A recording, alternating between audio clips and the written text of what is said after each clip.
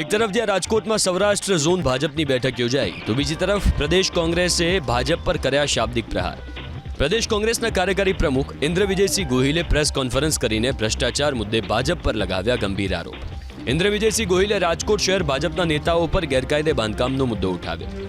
શહેરમાં બાંધકામને લઈને મોટા પ્રમાણમાં ભ્રષ્ટાચાર થયાનો આરોપ લગાવીને કોંગ્રેસ ભાજપ વિરુદ્ધના લખાણો સાથેનું એક પોસ્ટર પણ જાહેર કર્યું। કોંગ્રેસે તો એવો પણ આરોપ લગાવ્યો કે રાજકોટને રોમ બનાવવાની વાતો કરનાર ભાજપ હવે ભ્રષ્ટાચારનું કેન્દ્ર બન્યું છે। સામાન્ય નાગરિકોના બાંધકામો તૂટે છે અને ભાજપના ભ્રષ્ટ નેતાઓના બાંધકામો પર બુલડોઝર ફરતું નથી।